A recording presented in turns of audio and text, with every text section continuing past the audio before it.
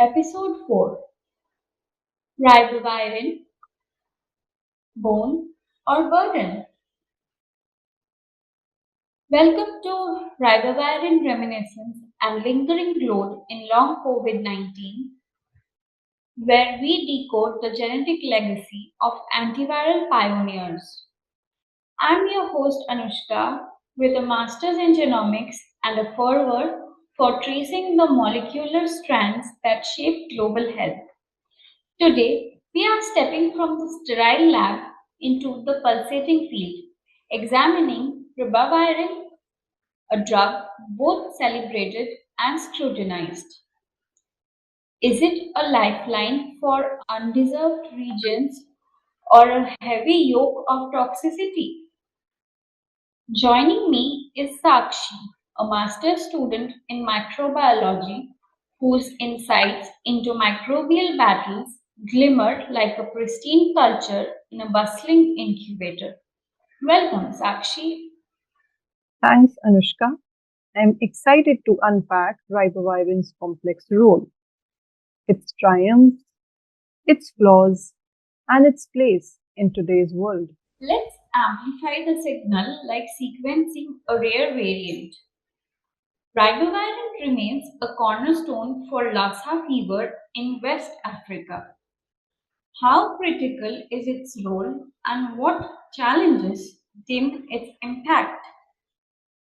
In endemic regions like Nigeria and Sierra Leone, ribavirin is a lifeline for Lassa fever, an arenavirus causing 100,000 to 300,000 cases yearly. Lancet studies from 1986 shows IV ribavirin cuts mortality from 55% to 5 to 10% when given within 6 days of symptoms, disrupting RNA replication via lethal mutagenesis. Its WHO Essential Medicines listing underscores its value where no alternatives exist. Yet, challenges abound. Delayed diagnosis, half of the cases reach hospitals after day 7, slashes efficacy.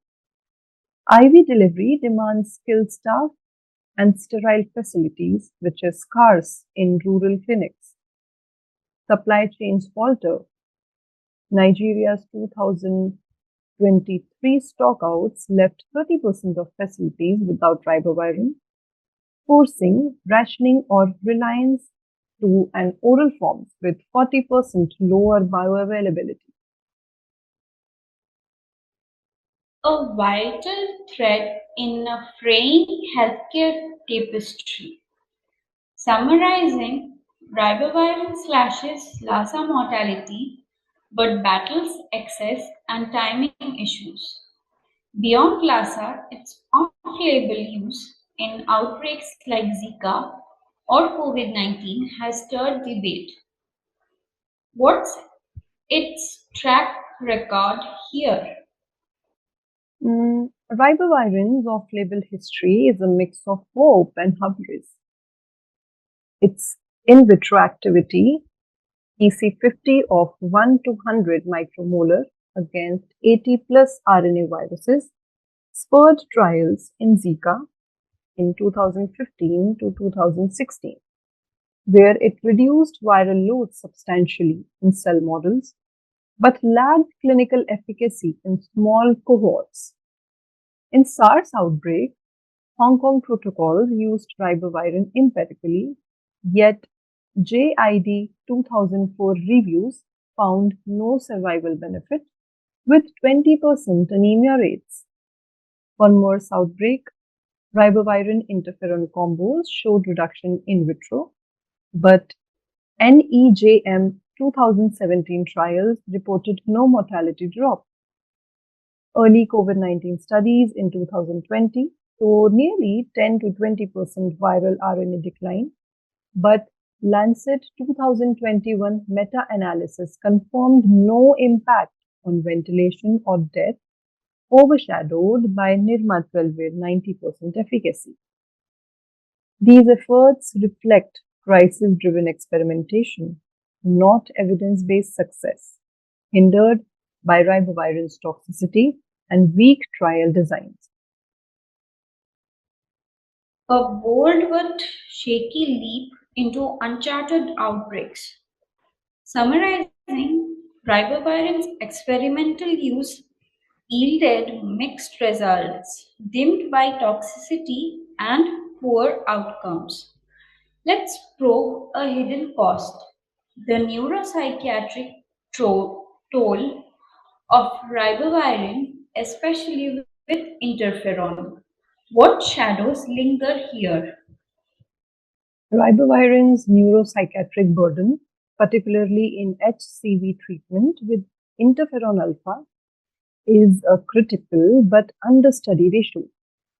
Up to 30% of patients reported depression, 20% insomnia, and 10 to 15% irritability per 2002 hepatology studies, with 1 to 2% experiencing rare psychosis. Interferon's cytokine storm, elevating IL-6 and TNF-alpha, amplifies these, while ribavirin's mitochondrial toxicity, inhibiting complex 1, and IMPDH blockade may disrupt neurotransmitter synthesis like serotonin.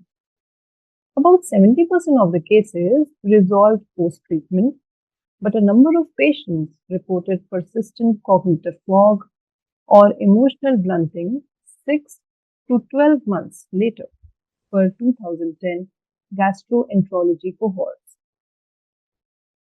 These effects, less visible than anemia, disrupted quality of life, highlighting the need for mental health monitoring in ribavirin regimen. So, a silent storm in the mind's circuitry.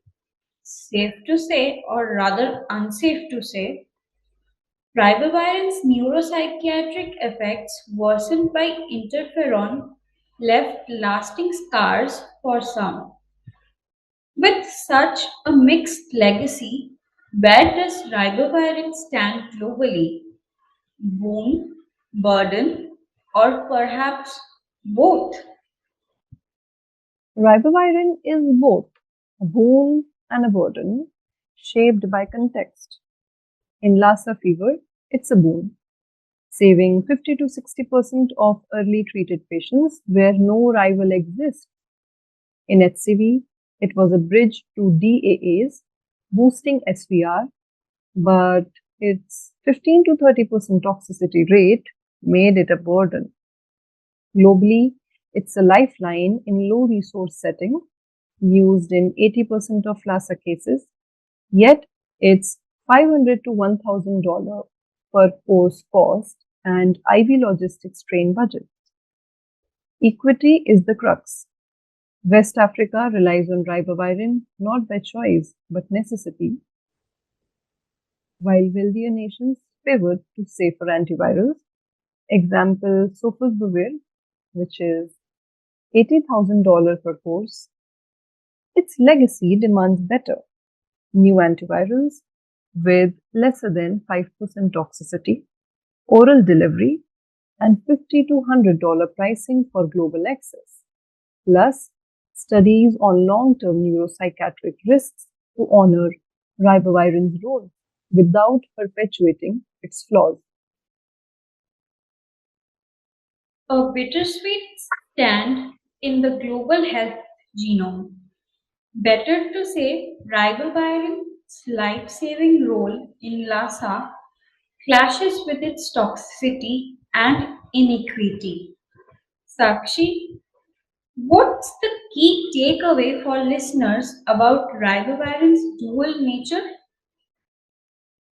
Ribavirin is a paradox, a lifesaver for Lassa fever, cutting mortality by 50%, yet a flawed tool, marred by toxicity and weak efficacy in outbreaks such as SARS or even COVID-19. Its global use reflects stark divides: a necessity in the global south, a relic in richer nations. Neuropsychiatric costs, affecting 30% in HCV, demand greater scrutiny. As we eye long COVID, Ribavirin's RNA disrupting potential could shine, but only with trials to refine its use. Its story urges us to innovate, designing affordable, safer antivirals to ensure no region settles for a burdensome wound. Sakshi, you have unraveled ribavirin's legacy like a genomicist mapping a complex haplotype. Thank you for this nuanced exploration. Thank you, Anushka. It's been a privilege to dissect ribavirin's global impact with you. And next time on ribavirin reminiscence and lingering load in long COVID 19, we'll dive into preclinical and in vitro evidence to explore ribavirin's potential against SARS-CoV-2 and its implications for persistent symptoms. I am Anushka. Stay curious, stay critical, and remember, every molecule tells a tale.